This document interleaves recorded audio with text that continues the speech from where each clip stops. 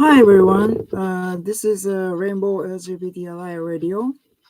My name is Aspong and I am a radio personality.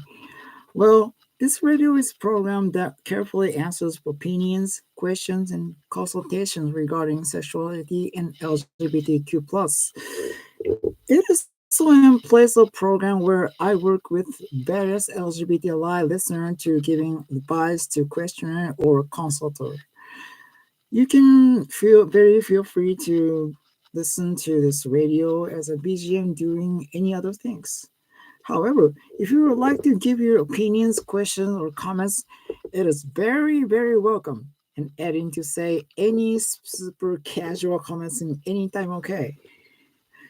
Usually, I will respond to questions and concerns from questioner or consultant regarding gender or LGBTQ plus on this radio. But today, since the all-time LGBTQ plus event in Japan, which is Tokyo Rainbow Pride 2024, was held at end of last month, April 2024. So I would like to share my impressions of this Tokyo Rainbow Pride 2024 from my perspective as a LGBT ally. There were some listeners who contacted me to say they went that day and even met some of them. There were also some companies and organization booths that it really impressed me, and I was received permission to introduce them in this radio. So I would like to introduce them in the second half of this program. Well, first of all, the number of people in TRP was huge, so huge. As a matter of fact, the previous year there were 240,000 visitors and 10,000 people attended the parade. This year, the number of visitors 270,000 and the number of people attending the parade is 15,000.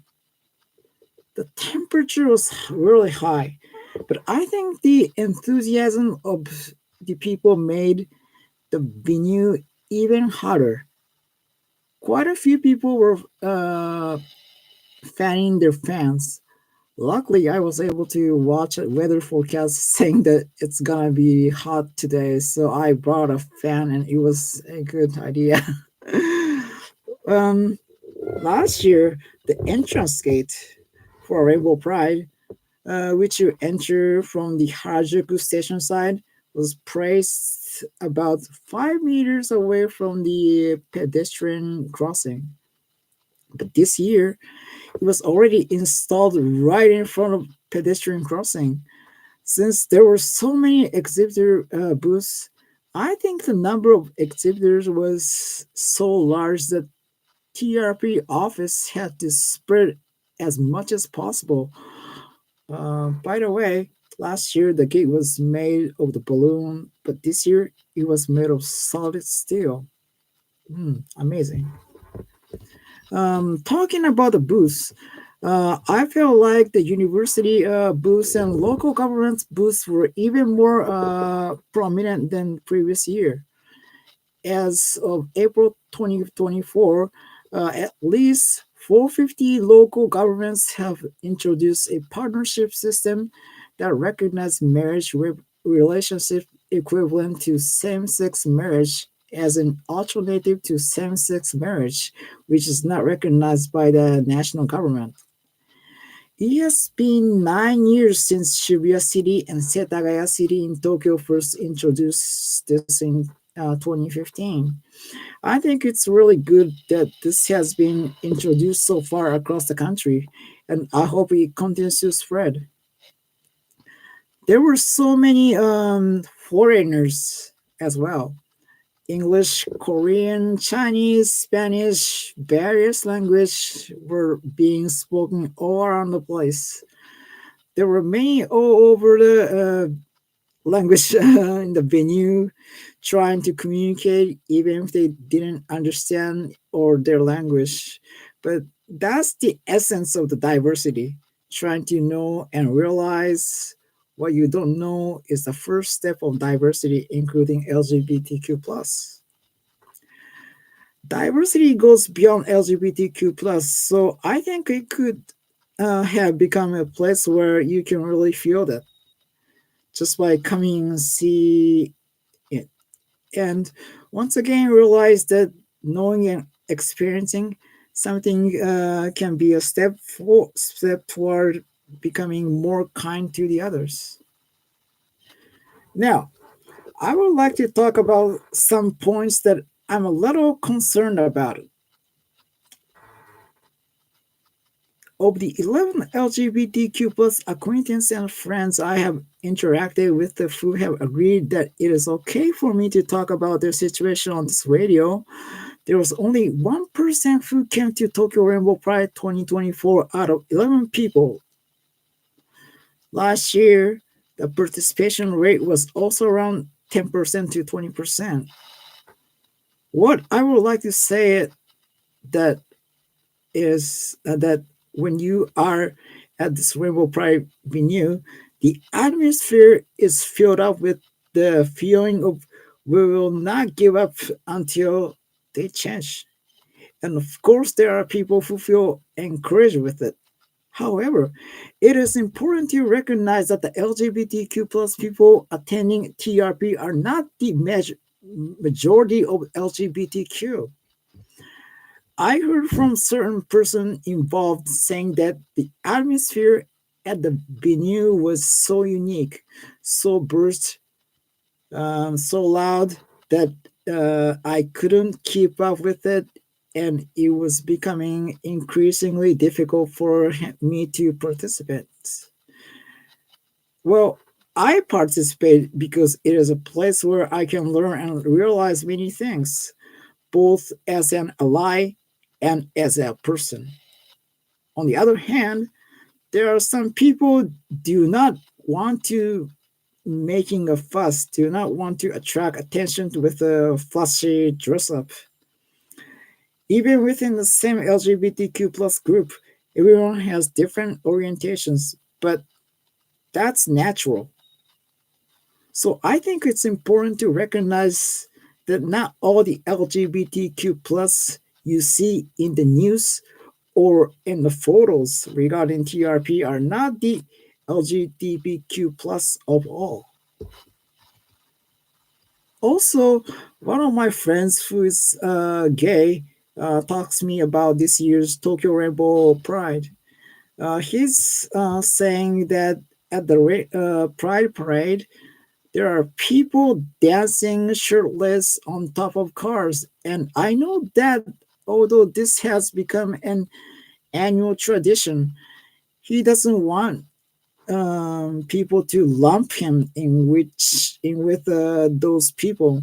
He told me that he had feeling of why do they need to be half naked to let people know about LGBTQ plus, uh, but was also saying that he didn't want the parade even to stop or quit at all because it is effective to draw people attention, but he was also saying that he didn't want to stand on stage and became a role model for people to notice that as well. My opinion, I think this kind of parade performance is an expression of the pride's secretary's determination to never give up until things change. And I think this kind of flashy strength is also a necessary element.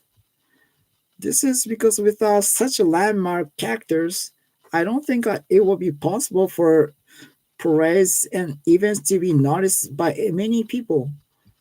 But it is also important to notice about many LGBTQ plus who has various hesitation on participating in Rainbow Pride as well.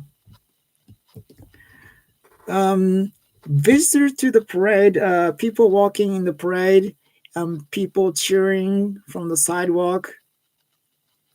On the other hand, those are people who don't participate or just staring at the parade from the street, um, just saying like, "What's going on?"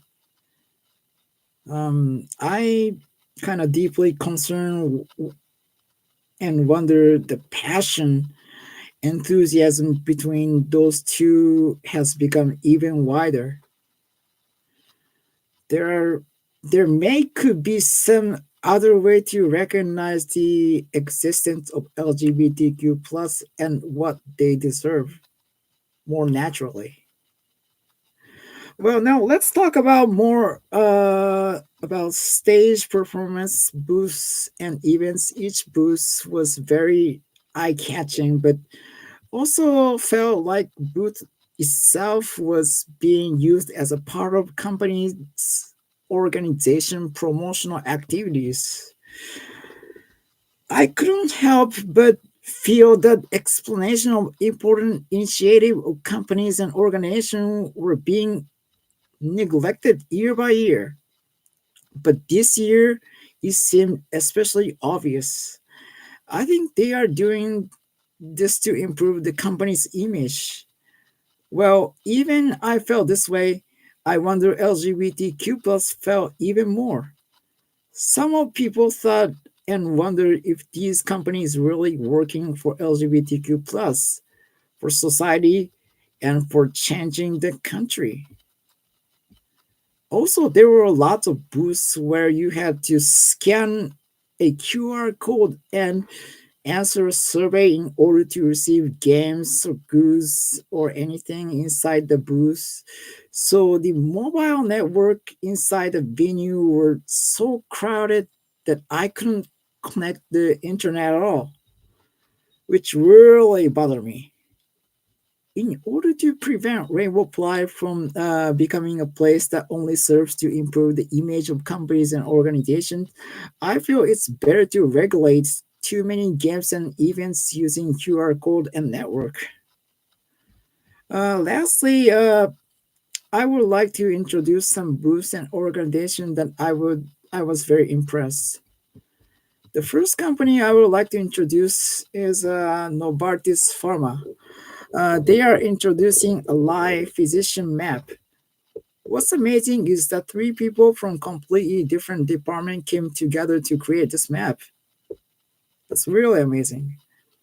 This map shows in which hospital and who is a LGBT-Ally physician. This is a really great activity.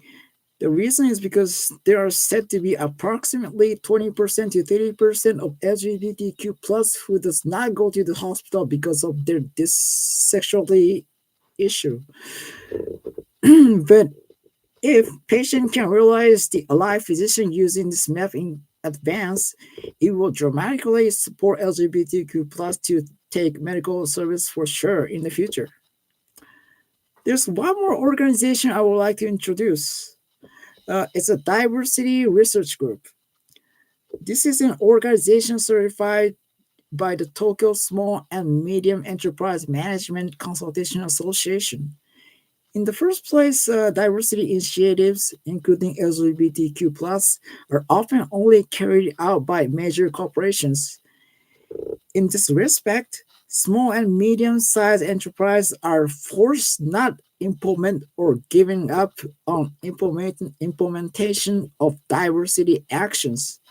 But diversity study groups suggest an outgo tackles the importance of diversity no matter how small scale your company are.